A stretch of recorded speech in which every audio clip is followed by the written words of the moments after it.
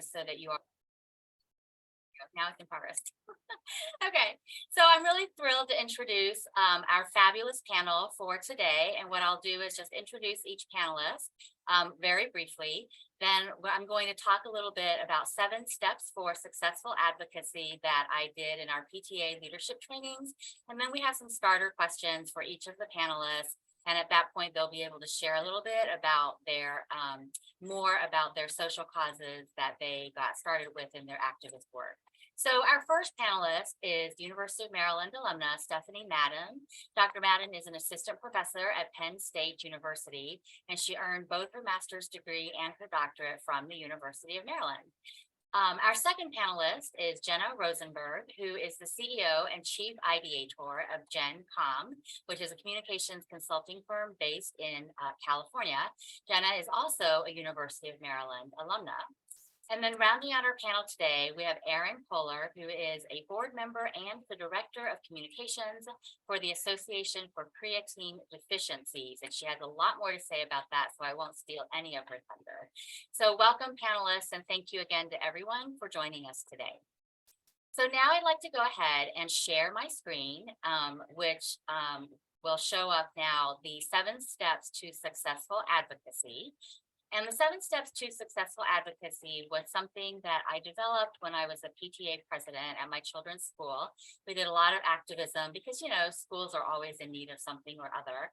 So this was something that set the groundwork for an activist campaign that ultimately did win that national award that Erica was talking about. I'm going to go through these really quickly. We'll elaborate on any of them as a panel later for those who are interested. And as always, anyone who's attending, you're welcome to drop your questions or comments into the chat. So if you want to do a successful advocacy campaign, the most important thing to do when you get started is to know exactly what you want. And that's knowing what your outcome is. To be successful in advocacy, it's always better if your outcome is really realistic. And by realistic, I mean having that outcome be a SMART objective, right? That it's measurable, that there's a time frame, that there's a target audience. Many of us, I think, enter advocacy or activism work with kind of this generic thing we want to do, like let's improve local schools. So that's great. But a better outcome target would be something like the school board majority, which is 3 out of 5 people, will vote to do X, Y, Z in the way that we desire them to do. So once you know what your realistic objective is, then you have to figure out your best target audience. The main audience for a lot of activists campaigns or advocacy campaigns is elected officials. And so knowing your main audience means knowing things about their background, knowing what their signature issues are, what their pet peeves are, knowing what their voting record is. If you join the PTA at the state PTA level, there's actually advocacy committees at the state and national level where they do all this research on different legislatures, all this research on different issues before the PTA will actually take a state or national position on an issue. And knowing where your organization stands on the issue, knowing where your audience member stands on the issue is helpful to making sure that you can connect with the people that you're most trying to reach. Once you know who you're trying to reach, that's when you begin to really craft your message. And we can elaborate a little bit if you're interested about the different strategies for message crafting, but there's a whole slew of those that I won't go through. Once you've crafted your message, you need to figure out the best way to deliver your message. That could include interpersonal communication, that could include mass media through journalistic coverage. Today, a lot of the media messages are centered around social media platforms, and I'm sure that our panelists will share a little bit with y'all some of those examples as well.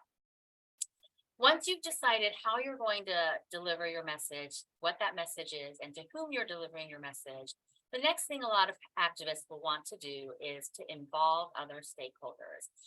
For advocacy campaigns, for activism campaigns, there is absolutely power in numbers. It's one thing when one disgruntled mom shows up to complain about the kid drop-off situation in the school parking lot. It's another thing when 50 moms and dads show up to complain about the very same issue. So involve other people. And there are very easy ways that you can do that. And the easier you make it for other people to join you, the more likely you are to have success in getting people involved. Once you've got the whole group involved, you want to monitor what you're doing, and that helps you to be able to share with even more potential supporters. We have 100 people who have signed this petition. Will you be 101? So these kind of metrics are important for motivating your own group, for motivating the involvement of additional people. And then finally, you always want to make sure that you measure your results. Did you actually meet your objectives? Did the 3 people of the 5 vote the way that you wanted them to vote? And that kind of helps you go back and look at the things you could have done better, as well as what you could do even better for the next campaign that you undertake. So we are going to be able to share this out, and I or Erica will try to pin this into the chat, but we'll also share it out after the event with the folks who have registered. So don't worry about taking down notes, and let me just go now to our fabulous panelists. So the first question that I have for our panel is if each of us would just introduce yourselves a little bit more elaboratedly, and also tell us a little bit about your #1 social cause or area of activism and how you got started in this area. So why don't I just go in the order that we introduced folks in? So Stephanie, would you like to start? Sure. And thank you so much for inviting me to this panel today. I'm really excited to talk about activism with this great group of panelists. So as the introduction mentioned, I'm an assistant professor of public relations at Penn State University. So the direction I'm going to kind of take my remarks today are that a lot of the research I do, to me, is a lot of my activist role. So a big focus of my research is on gender-based violence, sexual assault prevention, in particular, sexual assault prevention on college campuses. We have a phrase sometimes like research is me search. So this is a cause that's near and dear to my heart, and thinking through experiences I had in college and thinking about just grappling with the lack of awareness I had of certain issues at the time, and how I don't want people, I teach 18-year-olds, I teach 19-year-olds, I teach college students to have those same negative experiences that I did.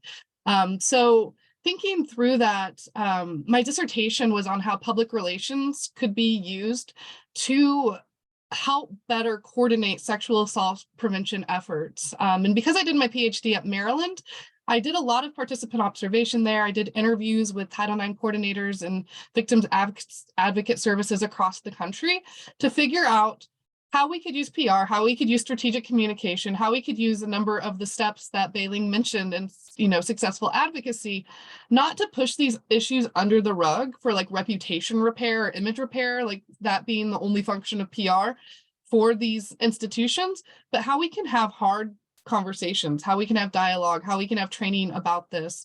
And for me, my research has been a big part of being able to build relationships with people. I'm a qualitative researcher, so I do interviews, I do participant observation. Those are inherently very relational types of ways to gather information and tell people's stories and use those stories. To me, that's the activist part, to create change, to tell the leaders at organization these stories or recommendations. And the other step too, as an educator, like I mentioned, I'm in the classroom with these students and working on these issues, giving them space and vocabulary as well for how to empower themselves. And again, also navigating some of the challenges of these systems and institutions, even Title IX, like these services for students are oftentimes there to protect the institutions, not the students themselves, all of the time. So how to help students navigate that, and how to work with other important players and stakeholders at the university, like victims advocate services, like gender equity centers, to get students the resources they need, and how to better partner with faculty. So for me, that's been an issue near and dear to my heart. For the past several years, I got my PhD in 2016, was working on my dissertation well before that. But again, even my own experiences in college, I remember vividly too, like taking a women's studies class and going to like my first Take Back the Night rally in college. Those were kind of informative and transformative experiences to me that I was reflecting upon when I was thinking about what got me started in this and that particular issue. So I'm excited to talk more, but I would say that's a core issue for me now, and has been for some of my activism and advocacy work. Thanks so much, Stephanie. Genna?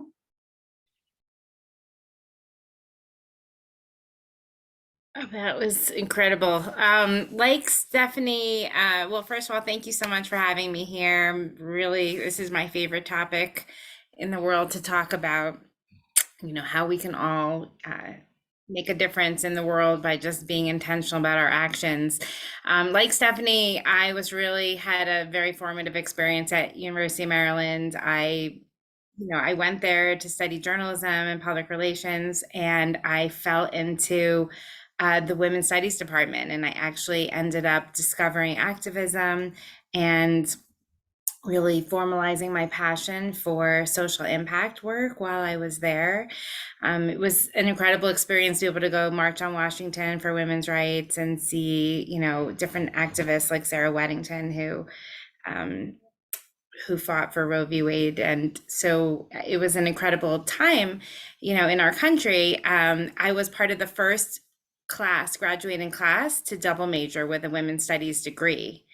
And I remember at the time, my mother had said, stick with the journalism and do the women's studies too, instead of switching to one or the other. And I'm so glad she did, because my vocation today is, public relations. And my favorite part of the work I do is in empowerment and women's empowerment. I own a public relations and marketing agency and a product development think tank in Southern California. And I work with incredible toy companies, entertainment companies, and the licensing industry. And it's funny, when I was at Maryland, I thought I would go into nonprofit work. I interned at nonprofit agencies, and I thought that that's how I would be able to deliver the advocacy work that I do. And I ended up falling into the toy industry and really finding a niche there for the work that I was passionate about. There's a whole other side of the industry called corporate social responsibility, where you can work for large companies and manage their social impact. And so I had the opportunity to do that at a big publicly traded toy company, where I started their in-house philanthropic division. And during my time there, I was able to direct donations totaling over $60 million. And I really and that's where I really harnessed my involvement in women's empowerment from a corporate standpoint with the industry's largest global trade organization called Women in Toys, Licensing, and Entertainment.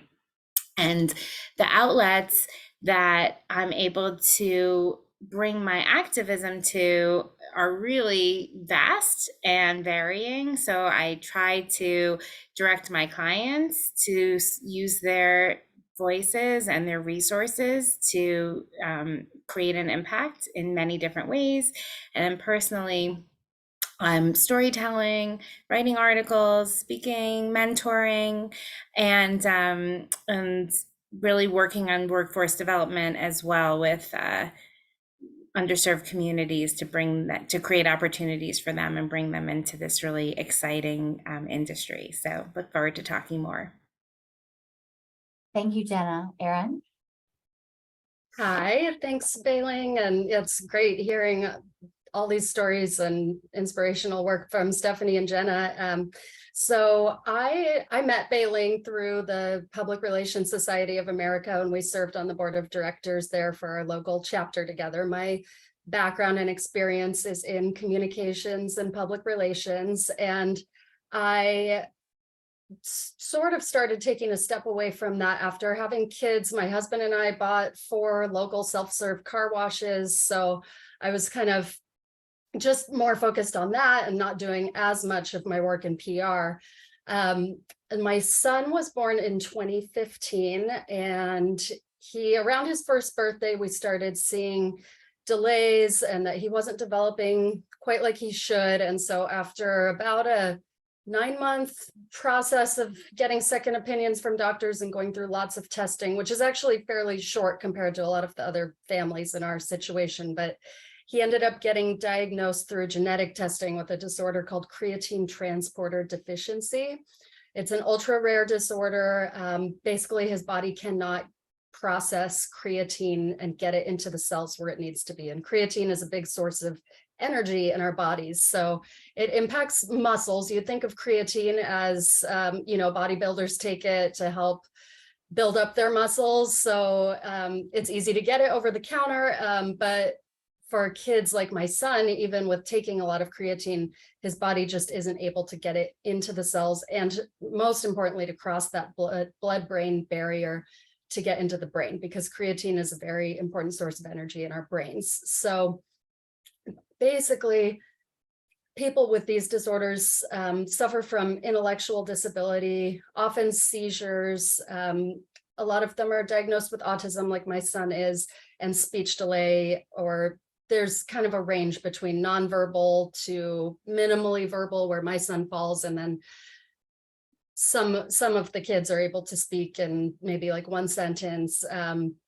So this was a lot to take in, and I felt prior to this point that, you know, I'd read the book, The Purpose-Driven Life, and I thought it sounded really nice to come up with a really great purpose for my life. And I felt like everything was just kind of basic, and I didn't have anything I was super, super passionate about. So in my case, it fell into my lap. It took me a little while. I call myself kind of a reluctant advocate. I felt like I got a call from a doctor, and all of a sudden I was in a club and part of this group of people that I never knew existed and didn't really want anything to do with. And so it took me a little time, but realizing that I had a special skill set, and I could see that this skill set could be used to benefit this organization. And after we went to the first patient symposium that was held by the Association for Creatine Deficiencies, which is our patient advocacy group that encompasses 3 different disorders that are all related to conditions with people whose bodies either can't make or can't process creatine. They had their first symposium, and I was so impressed by how well run the event was, how great the people were. I was honestly skeptical going in, like, I don't know if these people know what they're doing. I don't know if I would want to work with them. And I was blown away. And so I filled out the little volunteer form, and then, you know, next thing you know, I'm starting to help with writing projects, and then started realizing, you know, if I can't do my job that well with this kind of minimal volunteer role. So I also kind of reluctantly agreed to join the board of directors. And the main driving factor behind that was that I wanted to be on the inside. I wanted to know what was really going on with the organization, because if I was kind of sitting outside and didn't know all the ins and outs of all the research projects and all the fundraising efforts and everything happening, I couldn't serve and do my job that well. So I'm so glad that I've gone into this role. It's extremely rewarding. There are lots of aspects, from government affairs to media relations, and what I consider probably the most important is the communication with our network of families. And I feel a huge responsibility to make sure that they understand what's going on behind the scenes. There's a lot of scientific projects, thankfully research projects on gene therapy and drug repurposing and lots of things going on. And I see it as my job to make all that information understandable, to share the information at the right time, in the right ways, to the right people, and make sure that everyone really understands what's going on. So we're a small but very mighty community, and trying to get as much volunteer efforts from our community as possible, and then hopefully branch out even more into outside the community and getting others motivated and inspired to help us with our cause as well. Wow, that is just so powerful. I mean, everyone has a powerful story, and Erin, the way that you talked about how you came to this work is especially powerful, because I think so many of us do feel like there is more to what we are here on earth for. And some of us come to that cause in ways that are really, really unexpected. So thank you for sharing that. So going back to my list of questions, and again, audience members, if you have questions for the panelists, definitely please feel free to put your questions in the chat. So panelists, thinking about the 7 steps to successful advocacy, which I put in the chat, which step would you like to elaborate on? And this could be a specific example, it could be a cautionary tale, it could be maybe a pro tip for something that worked really well. So Genna, why don't we start with you? Okay, great. Well, I feel like I want to just mention something really quickly. I was listening to based on what Erin was saying and what Stephanie was saying, I was listening to a podcast this morning, actually, kind of in the middle of the night, with Jamie Kern Lima, who started It Cosmetics. She had rosacea, you know, a skin ailment, and she created a cosmetic line that sold to L'Oreal for $1.2 billion. But she was talking about that, you know, everything in life happens to us, even if it doesn't make sense. And purpose is often, you know, when we can serve for something that we've been through. And I really love that. And she also said the seasons in life that feel like setbacks are often what sets you up for what you're called to do. So that really sounds like the work that, you know, you both mentioned. And I think, just not to go off on a tangent, but in advocacy and activism work that people can do, think about, you know, what you feel called to. But in terms of a campaign that I love, and, you know, that really jives, I think, with the 7 steps, I had you know, I really love most working with my clients that are also trying to make an impact in the world. And one of my favorite campaigns, there have been many over the years, is with American Greetings, and they own the brand, the Care Bears. And the Care Bears, as you might know, are all about caring and sharing, but like, how can they really make an impact and go beyond just being a teddy bear brand?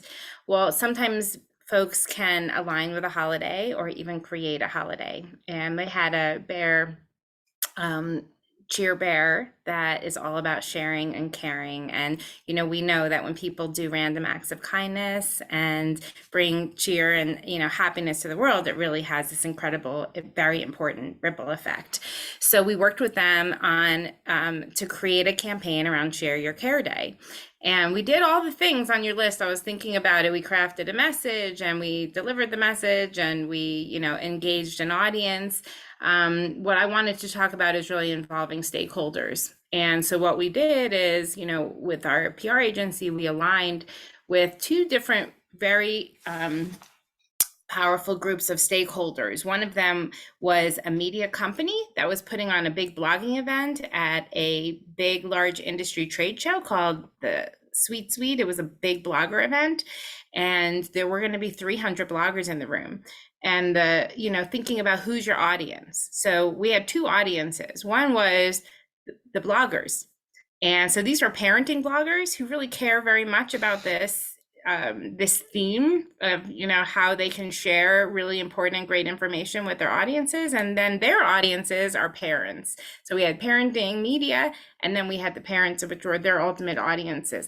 So what we did is we created Share Your Care Day was what we were tasked to create. And so we created a pledge, and we actually we sponsored a breakfast, and we got up and we told all of these bloggers how important it was that we really needed them. We engaged our audience, and we actually asked all 300 people to stand up and join us in making a pledge.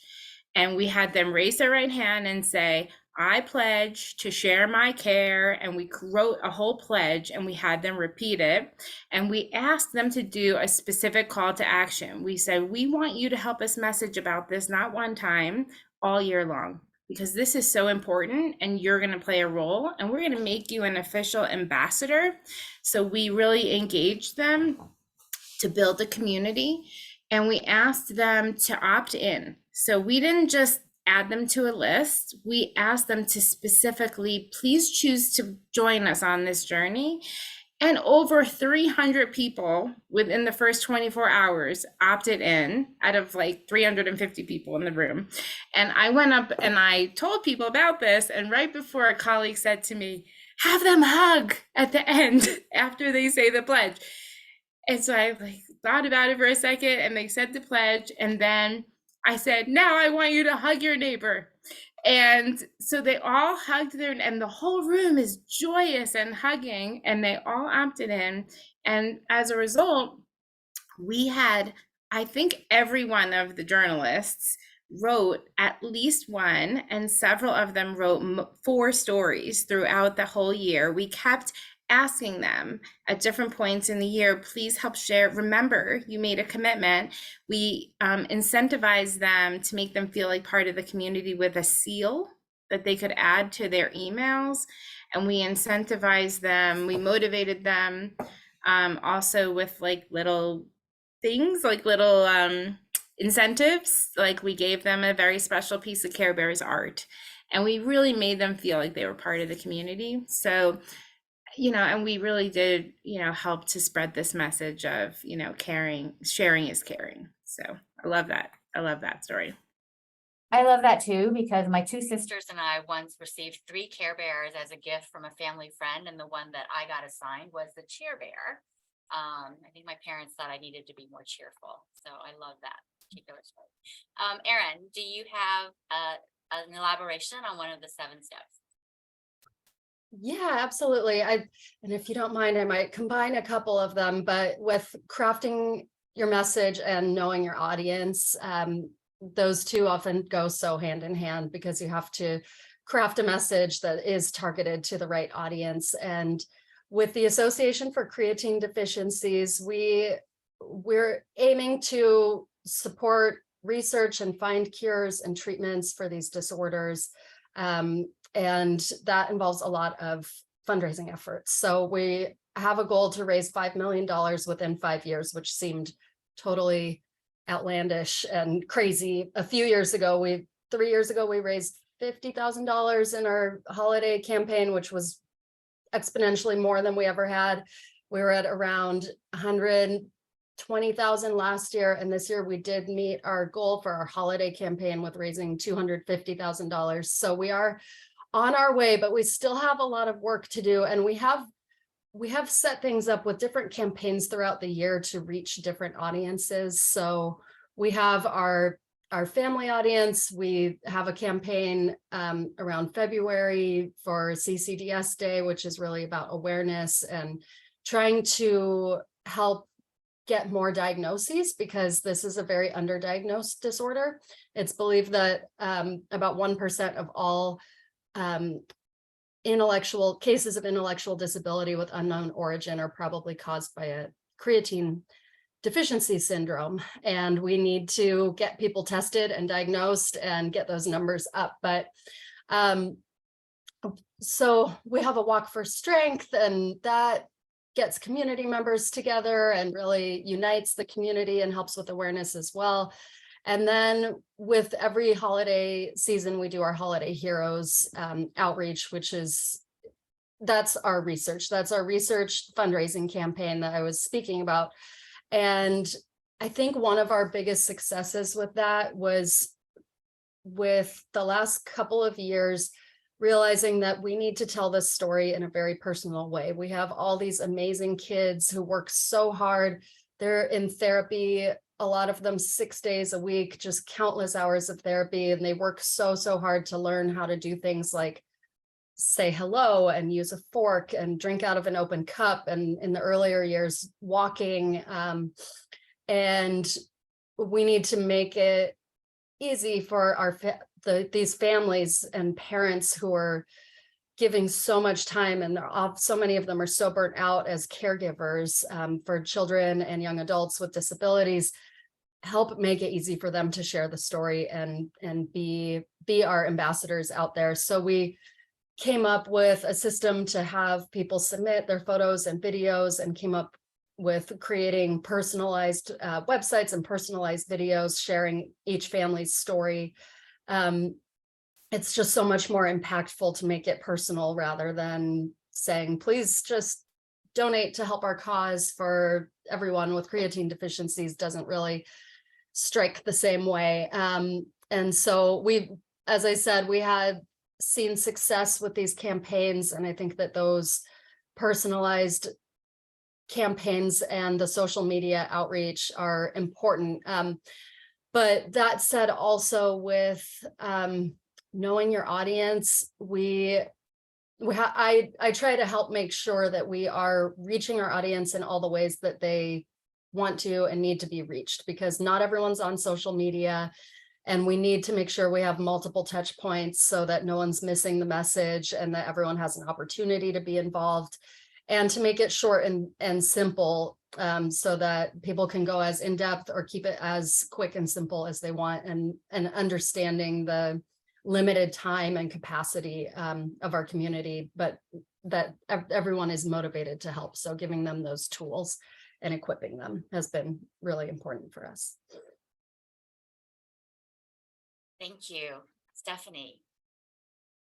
Yeah, and before I talk about the step of advocacy, I did want to reiterate and follow up on what Erin said. Just the transformational process of motherhood for me. You mentioned this because of your child and that protective nature. So my daughter will be 1 next week.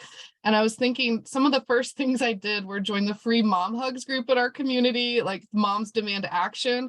There was just something, I was like, these issues are so important. Like, I want to protect the children in our community, various things. I had a very difficult pregnancy too. And when I was in the hospital, I had preeclampsia, I had hyperemesis gravidarum, like the extreme nausea and vomiting the whole time, things I knew nothing about like before getting pregnant, and I'm pretty well educated. And so just thinking about like the lack of information at times for women's health issues, the maternal mortality crisis, like I had all the privilege in the world, like as a white mother, as a white pregnant person. So those are not the issues I'm talking about today, but I was just thinking like, wow, like those transformative traumatic experiences have really spurred me to wanting to be more involved in different issues as well. So however you get to your activism or however you get to those moments, I think that's important in bringing the personal story in as well. But in terms of the issue of sexual assault on college campuses, kind of the main focus of what I want to talk about today, I wanted to reiterate Genna's focus on involving other stakeholders, in particular coalition building. And I found that to be immensely valuable. And there's just power in that collective, and whether intentionally or not, that siloing that happens places like in this particular case, like universities, whether intentional or not, like if we don't know what other parts are doing, like we can't be as strong individually as we can be collectively. So in particular, a big finding of my research was so much of the work around sexual assault prevention, or just resources at universities were with student affairs, the health departments and or the health centers would have some resources. But I was noticing, and at the time I was a grad student, but now in the role of faculty are underutilized. And even the like academic affairs side of things, like we may be informed that we're mandatory reporters, which is interesting. And, sometimes I think can have a silencing effect on conversations, won't get into all of that. But I felt like faculty, it was just sort of, okay, we're given this, like, you're a mandatory reporter. If anybody comes with you to this, report to Title IX. But in terms of like prevention efforts, in terms of being resources, in terms of using our actual expertise, like nobody knows to look for me in a Department of Public Relations for what they perceive like public relations to be for my work on sexual assault activism. So I've actively had to seek out colleagues in like women's studies departments where people are like, oh, of course that's happening there. But how do we make ourselves known? And how I was really wanting to build coalitions and get myself out there and show other people at the institutions. Now at Penn State too, like I've been actively working with the Gender Equity Center, and to Genna's point of the ambassador program, something I'm excited about, and I don't want to take credit for, but it is something I've been calling for in my research a while, but I did not create it here at Penn State. But they have a new program now for trying to get faculty more involved as ambassadors, like knowing the resources of the Gender Equity Center, like having more of a direct line to each other. So it doesn't feel like there's the academic affairs side, like we're just on the intellectual side of things, like and sort of just regarding the whole student coming into a classroom, like, and the other aspects of their lives, and for the faculty themselves. But there's just more bridging I'm seeing of those silos, and I'm excited to see what happens. So I'm working with the gender, like I said, I'm a researcher, like that's a big part of my job. I'm going to work with the Gender Equity Center to get a sense of and evaluate this partnership and program to see what people are getting out of it, to the point too, like measuring your results. It may not be directly, measuring, it may not be exactly quantifiable, but doing some research, seeing what people are getting out of it, how efforts might need to be adjusted, I think is important as well. But yeah, I think you can't underestimate the power of those coalitions too. And especially for an issue like sexual assault, where again, I'm a straight white woman, that's who like the perfect victim of things is going to be. But this adversely affects LGBTQ plus communities, like, you know, people of color. Like there's the intersectional aspect of this issue too that I don't want to ignore just because of my own identity and experience. But that's why those coalitions are so necessary to reach out and again cross those silos, because we're just so much more powerful together. Thank you, Stephanie. So the next question is about harnessing the power of social media, right? Because Genna and Erin, you both mentioned one aspect of successful advocacy campaigns is about harnessing social media. And so I'm wondering if, Erin, maybe we could start with you this time. Could you offer an example of how campaigns that you've worked on have effectively harnessed social media? Yeah, I think I can expand a bit on what I was talking about earlier with having a community and a network of people who are passionate about and interested in your cause, and giving them the tools that they need to be able to easily help share your message is really important. And we have a great staff member who comes up with social media toolkits for our community.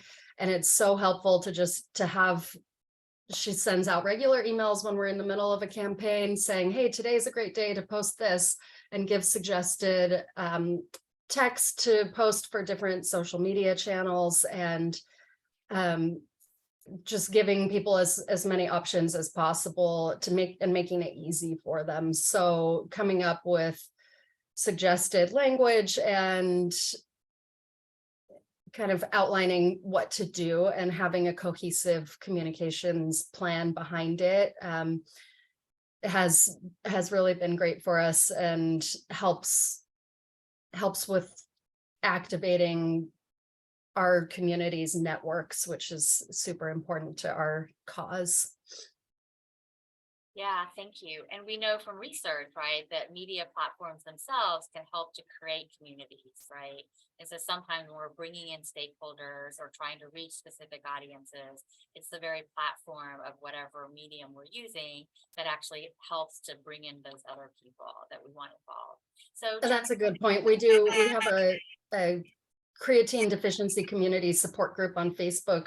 There's only a few hundred people in the world diagnosed with these disorders, and we have about 500 members. So a lot of parents in that community group, and it's been a really fantastic tool for connecting with everyone. And it's an international group too. So we do as much as we can to translate all of our materials into different languages. And just recently, our most recent campaign, we did make videos with like 7 different languages, and thankfully we were able to utilize volunteers in all these different countries who speak these languages to help us to translate and get everything put together in all those languages. But yeah, Facebook is a really great place to be able to have these private groups for people to connect. But again, not everyone's on Facebook, so we have to also think about making sure that we have options for people who are not. So that's something we're always thinking about. Yeah, I personally refuse to be on Facebook for a whole variety of reasons. And I know I'm missing lots of great community news, but you know. Stephanie, since your work is about sexual assault on college campuses, I would imagine you do a lot of work in the social media realm as well, right? Because that's, if one can keep up with the latest and greatest platform where students are, that's where students are. Yeah, so I was actually going to take this in a little bit different of a direction and talk about an example of a group that did this really well. Not specifically about sexual assault on college campuses, but there was, and it no longer exists, but there was an activist group in Baltimore called Force Upsetting Rape Culture that in 2012, they basically punked Victoria's Secret. In academic jargon, like we could call it culture jamming. Basically, they subverted expectations and used like these platforms. It comes from like advertising literature, like for example, like Joe Camel culture jamming of that was like an ad that was Joe Chemo and showed like Joe Camel like dying of lung cancer. So what they did, and it was just brilliant, and I love this. I use this in class as an example all the time, and I'm actually going to post a website here. Their website is still up for this campaign, but basically it was called Pink Loves Consent, and the organization timed this during the Victoria's Secret fashion show and used Twitter and used this hashtag Pink Loves Consent hashtag to get people to believe that Victoria's Secret, because the activist group was like, okay, this pink line of underwear has pretty like, it's targeted towards like young preteen teen girls, and it has messages on the underwear that's like unwrap me and like really just gross stuff. So they were trying to make it seem like Victoria's Secret had a change of heart and was introducing this like Pink Loves Consent line. If you look at the website, you can see it has, at the time, again, this was in 2012. I think there have been some strides with like body inclusivity and different brands, and Fenty's done a great job. But at the time, it was Victoria's Secret is a extremely thin white woman is modeling this underwear. So they created this whole, again, the activist group created this whole fake campaign on behalf, like making people think it was Victoria's Secret, to be like, we've seen the error of our ways. We think this is contributing to rape culture. We are changing the messaging on our underwear to like ask first and no means no. That wasn't happening, but this activist group got so much media coverage because people thought it had been Victoria's Secret. Victoria's Secret tried to sue this group because of the usage of this, but because it was a parody, because they weren't actually selling anything, they lost that. They were being hosted in a server in like Iceland because there was a sort of activist community that was aware of companies trying to shut down this sort of discourse. So this website's still up, and they were able to get their message out effectively and in a creative way and in kind of a humorous way too. Like, this is not a topic that you necessarily think humor, but it got attention. And I just love the creative way they were able to have a conversation about something as heavy as like rape culture or consent, because they had strategically timed it with a popular event, Victoria's Secret fashion show. And I was able to do interviews with this group. So I did a whole case study on this organization. I interviewed the activists because they were in Baltimore and I was getting my degree in College Park, so it worked. I was able to interview them all and go to some of their events. And they had something they called behind the scenes their feminist Facebook army, even though they were using Twitter. But this was all planned. It wasn't just like organic, like, oh, people saw this. They had a bunch of people behind the scenes in on this to get the hashtag trending, to get people talking about it. So I just think it's such a good example of the strategy that goes behind this. Even on social media, things don't just go viral, especially in this realm, especially for some of these topics.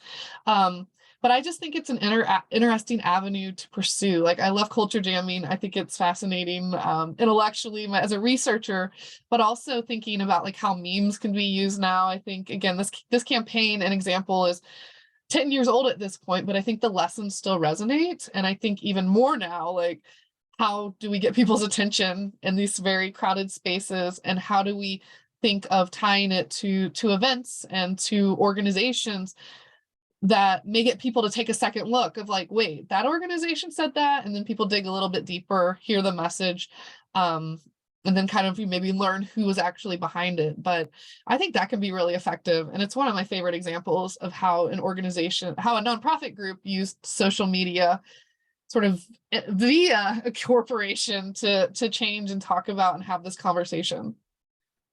Thank you. Genna, I'm actually going to ask you to bridge from the power of social media to also include, if you could, the next question, which is about how being an activist woman, activism is about being in the public eye, at least a little bit. And as women, we often experience public attention as simultaneously positive and negative. And so if you want to segue from your example about social media to maybe share an example of negative or positive attention that anyone you've worked with in advocacy work has gotten as a result of social media, that would be great in the interest of time. Sure. Well, I think, let's see, there are, I worked on recently, I orchestrated a talk at the licensing show on what I called the upside of licensing, how companies could lean into activism and really make an impact with the work that they're doing, with the products they're creating, with the content they're creating, and arranged for a talk with Miss Opal Lee. And Miss Opal Lee is the grandmother of Juneteenth. I think she's a 94-year-old change maker who really lobbied for that to become our most recent national holiday. And at the same time, the same exact week as we were going to go on the main stage at the International Licensing Show to have our talk about all the ways that companies could really use this playbook that I tried to lay out for them in a magazine article and set up in this talk. There was a sidebar story that came out where Walmart had introduced some Juneteenth products based on the holiday. And, I'm often on the other side of the example that Stephanie mentioned, where, it's folks who are looking to shine a spotlight on what the companies are doing wrong. I'm trying to get ahead of that with working with clients and companies and studios and all the different stakeholders there to say, how can we be better? How can we make the world a better place? And a good friend of mine, Anita Castlear from Band Girl Management, is her agent, and they're really very carefully working to try to create Juneteenth products that are raising money for Juneteenth education year round to young people all over the country, to really get the word out about why, this was really marked the end of slavery in America. And all the important messages that surround this life's work that this incredible woman did. But then there are times where, sometimes corporations, even when they're well-intentioned, let's assume for a moment that they were well-intentioned, understanding, because I like to look at things from a positive lens. And so I'm going to assume that, most of the people were well-intentioned in understanding that, people in our country now are going to start having celebrations around this new national holiday. And so, like every other holiday, let's create products. But representation matters when you're creating products. And so they really needed to involve more African Americans and in the decisions of which products were brought to market. So long story short, they brought to market ice cream flavors and plates and cups from companies that were not Black-owned businesses, that had really stereotypical, names that were really inappropriate. And they really cast a negative spotlight on Juneteenth at the exact same week as Miss Opal Lee was coming out and talking about, her line or her intentions and really her livelihood. And so that was a really interesting time where, in real time, we were messaging to the industry and really having a frank conversation of, this is what's going on social media. This is the conversation. And why did this happen? How can we be better? How do we make sure that companies don't feel like they're afraid to really create change and to make products that create impact and raise money for important causes, because they might make a mistake. People are going to make a mistake along the way. But I think that this is a really sort of fragile but important aspect of certainly the consumer products industry, where you look at, products that are tied to profits, that are tied to purpose, products that are tied to purpose. People are using their wallets to be activists, and so there's going to be mistakes along the way, but that's kind of an interesting one that I was involved with from a crisis communication standpoint and from a industry messaging and a thought leadership standpoint. And really, we addressed it head on in this conversation that we had at something called Licensing University to the industry, because we all have to know you're not always going to get it right, but it's not a reason to stop trying. Genna, that is so powerful. And I just want to repeat that. We're not always going to get it right. advocacy work, activism work by definition is complicated. It's often controversial, and we will all make mistakes. And, you know, your point is so well taken that we can't let those mistakes hold us back in the work. We just have to dust ourselves off and try again. So thank you for that. You know, our time is almost up, so I want to get to our last question, which is about how we can get people to get started, right? So some of our participants today might be just brand new to activism or to advocacy work of any kind. So panelists, what would be, in the time that we have left, what would be your one best piece of advice for getting started? If each of you could take like a minute and a half, we'll leave a little time for Erica to close us out. So Stephanie, would you like to start?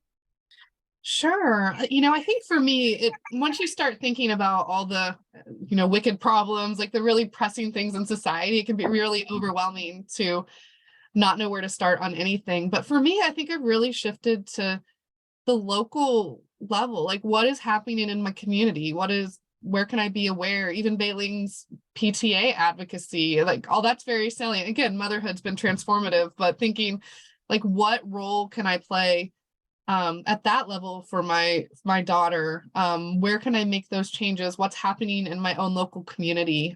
So I think just starting to pay attention to what is happening like very close around you is a great place to start, because oftentimes those issues can be more concrete on how to solve. Like, you know, once you kind of get larger scale, it can be intimidating, but I think the local level, what local groups, what local chapters might exist for different issues. I mentioned the Moms Demand Action, like there's a local chapter in State College.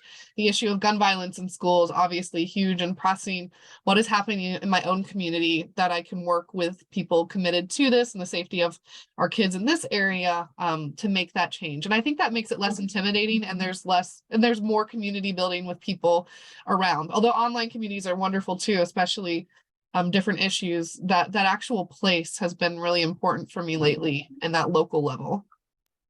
Yeah, totally. Local is where it starts. Genna. I agree with you, Stephanie. I think if you really look at authentically, what are you passionate about? And then think about where are your skills? What do you enjoy doing? So, you know, if you have a purpose that, you know, a cause that feels close to your heart, think about how could I get involved with that? Can I go do a walk and raise money? Can I show up and help them work the event and do the check-in table? You know, what am I good at? Am I a graphic designer? Maybe I can offer to create a poster for them. So I think, you know, and think about ways that your family could get involved too, or your friends, because there's power in numbers, and it's more fun when you can create some community. I've brought my family to different fundraising events and involved my kids, my parents, my cousins. I think if you can just think about what do you love and what are you really good at, and then get involved in a cause. Just find something. There's tons of events every single weekend, and just start somewhere. Totally. Erin. Yeah, I totally agree with Genna, and Stephanie's advice is both so great, and just kind of combining all that and thinking about if there's anything that just tugs at your heartstrings or comes across your path that you feel like you're inspired by, to think about what skills you have, where your interests are, and to just so much as reach out and say, you know, for me, it was, I have writing skills. Do you need help with writing things? Or like Genna said, attending an event, even just sharing a social media post for a small nonprofit like ours. It's so appreciated, and any small effort can really be helpful. And also thinking about what kind of connections you have. If you could offer to set up a meeting for an organization with someone you know who might be able to share some helpful insight or know of some funding sources or something like that. And then once you start getting involved in those small ways, you can see it might be a really amazing team of people who you want to get more involved with, and just kind of test the waters, and then go with your skills and see if you want if you want to get more involved as you go. So I'm going to summarize by saying this. There's some internet meme I saw about everyone wants to change the world, but no one wants to help mom do the dishes. Everything we do, no matter how small or how insignificant it seems, has the potential to make a big difference to someone else, right? So start from where you are and just get started. So thank you so much to our fabulous panelists today. Thank you to the University of Maryland Alumni Association for hosting us, and I will hand this over to Erica Lane to take us out. Thank you so much. Yes, and thank you for being such a great moderator this afternoon and for some of us this morning. Just a quick reminder about the University of Maryland Women's Leadership Development Conference. If you haven't seen it already, definitely encourage you to attend. That will be on Friday, March 3rd in less than a month. It's coming up soon. It's our first ever one. This event was a lead up to that conference, and Dr. Bey-Ling Sha has really been pivotal in helping to develop that conference. So excited to see her there as well. But again, thank you to our panelists and our moderator, and we hope that everyone has a great rest of your day. Bye.